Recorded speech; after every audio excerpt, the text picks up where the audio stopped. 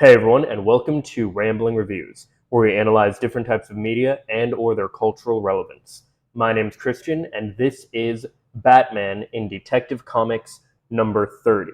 Once again, written and illustrated by Bill Finger and Bob Kane. Now, with this issue, this is we saw the character of Dr. Death last time.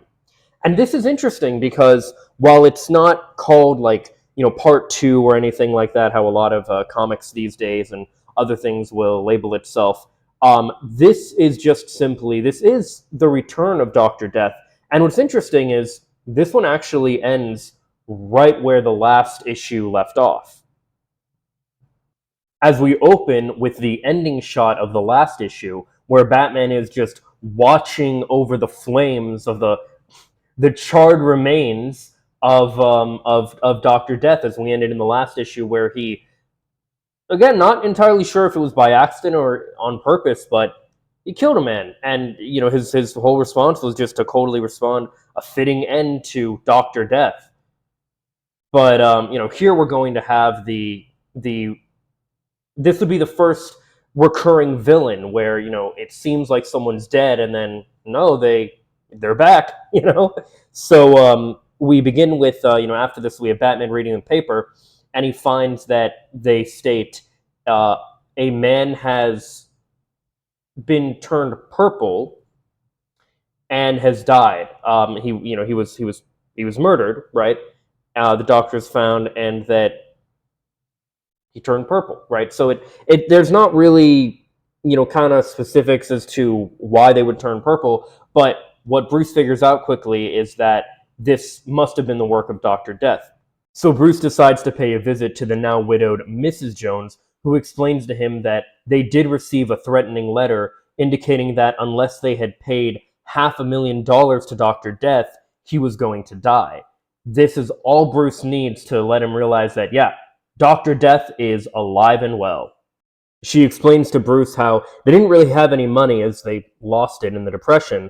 Remember, this was written in 1939, and these are pretty older people who clearly lived through, suffered through, but managed through, all things considered, the Great Depression.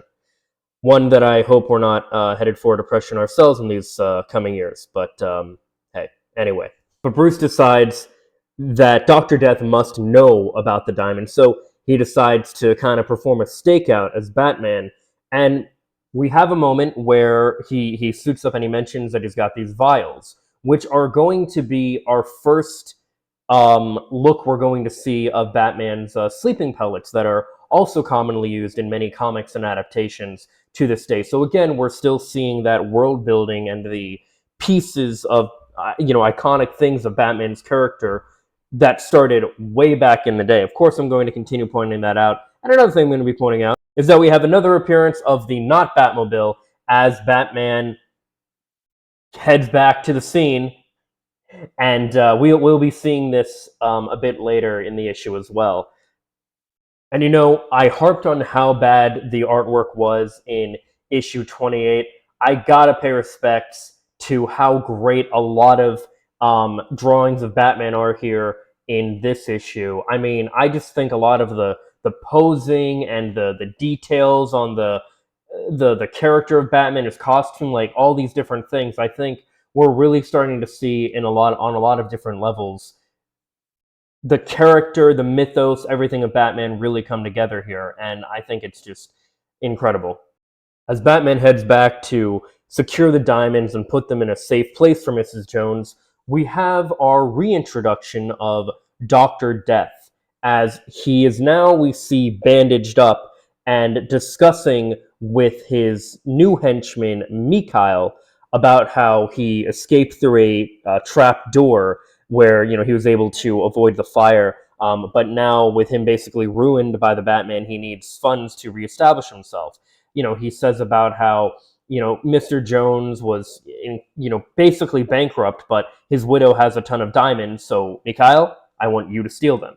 He doesn't know, of course, that Batman's on his trail and getting ready to protect the diamonds himself.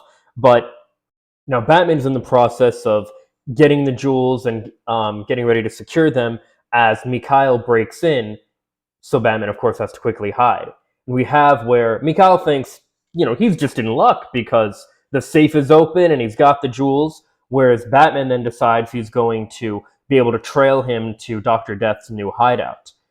At the same time, though, Mrs. Jones, realizing she can't sleep, decides to make herself a nice cup of warm milk. By the way, have any of you ever tried doing the whole warm milk or, I don't know, chamomile tea or anything like that to actually help you go to sleep? Personally, none of that stuff's ever worked for me. I've never tried warm milk, though, but I'm just curious, let me know in the comments if you've ever tried anything like that and if it's actually been successful. But getting back to the story, as she's doing so, Mikhail decides, might as well just take her out. And as he's about to do so, Batman stops in the nick of time. And we even have this moment here where we literally see the gun going off as Batman tackles him. So we see that he was literally in the process and about to kill her, or at least shoot her and wound her pretty badly, before Batman stepped in and was able to save her at the last minute. He knocks him out the window, and no, he doesn't kill him or anything like that, at least not yet. It's kind of up for debate, I would say, as to whether he, kills him later or not. But what he does do is throw the stolen diamonds back to him so that Mikhail will think he's succeeded and will lead Batman back to Dr. Death. We also have this moment here where, no, Mrs. Jones isn't dead. She's just fainted, and he actually quickly resuscitates. I'm not quite sure if that's the right word, but helps her regain consciousness at least, just by simply using a wet rag to wake her up. So Batman plants the bag back with Mikhail, and as the guy wakes up, he thinks, "Oh wow, I have no idea how this happened, but hey, I'm glad I got the bag. Now to get this back to Dr. Death." And we have a moment where we see Batman tailing Mikhail. And I want to point out, once again, this is supposed to be nighttime on this right panel here, yet looks pretty bright, looks pretty much like daytime. I do want to touch, though, as well on the fact that Batman did take the effort to, make sure that Mrs. Jones was okay before carrying on. I think this is a good early example of showing that, yes, Batman is like a serious, the mission comes first kind of guy and all that, but he is a hero. He's going to do what he can to protect those even innocent people that, and especially innocent people that might get caught in the crossfire. He's going to do what he can really to protect and care for others. So I think that's a really good moment there. And again, a little piece of his character that still exists to this day. Batman tails Mikhail to a pawn shop named Ivan Herd, and then back to a apartment. Now, I do want to mention there is a moment here where they state, it's funny because it's an example that this is such a relic of its time, where Batman says it's queer that Dr. Death and Mikhail should live in a rather normal, kind of smaller apartment. And what's of course interesting about that is the word queer. Nowadays we think of it and it normally means things referring to LGBTQ community people. However, especially back then, it just meant strange, weird. It's not any different than just saying odd that they would live in this apartment, or strange, or something like that. So it's just interesting to see how language evolves and things of that nature, right? I don't know if we'll have any examples of that specifically with the word gay, but gay used to mean happy as well. So it's just interesting to see how these things are done. But what's even more interesting is as Batman sneaks up on Mikhail in the apartment, we have our first use in the entire, not continuity, but in the entire release order, I guess you could say, franchise of Batman, where we have Mikhail sleeping. Batman decides to make him stay asleep by tossing a gas pellet his way. Now, the way the panel sets this up, originally it looks like he kills him. It looks like the guy chokes and dies. But that's not what happens. While the guy's asleep, Batman rummages through some papers, isn't really able to find anything, and as Batman's doing so, Mikhail wakes up and tries to shoot him. with Batman jumping out the window, swinging around on, again, not a grappling hook, but a rope, as the comic says, his silk rope, culminating in Batman kicking and snapping the man's neck. Remember, Batman has a no-kill rule, but again, that did not exist for Golden Age Batman at all, at least not in the beginning. And we can also confirm that he killed him because he says, first Jabba and now you. Yet Dr. Death lives on, indicating that, yeah, he's quite aware that, both Jabba and now Mikhail are dead, and Dr. Death is still out there. So Batman puts a tip out to the police to meet him at Ivan Jones' pawn shop. They're of course they ask, like, oh, who is it? Don't worry about who it is. Just meet me there. So Batman meets up with Ivan and tells him, I need those diamonds that you were given. They belong to they belong to a widowed woman who needs them far more than you do. To which, the guy's like freaking out. He's like, I know you. You're the Batman. And I want to point out, this is cool too, because this is the first instance of Batman no longer being hyphenated. From here on, I believe, it's just Batman all as one word. I'm not entirely sure what caused that change. I don't know if they just decided, hey, let's just write it this way from now on. Could literally be just as simple as that.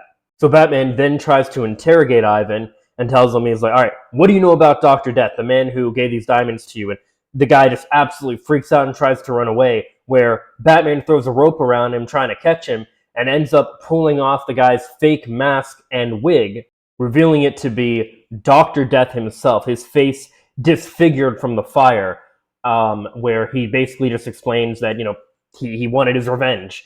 So Batman leaves him tied up for the cops with a note explaining that he was the one that stole the jewels and that they belong to Mrs. Jones. He's telling the cops, see that they get back to her courtesy of the Batman.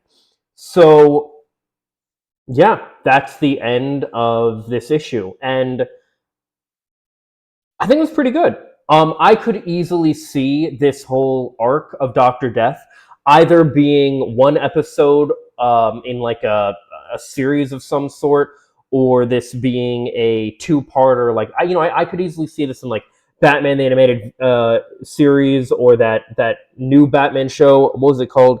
Not Beware the Batman. That was the CGI one. I can't remember. Was it just called The Batman? I don't remember.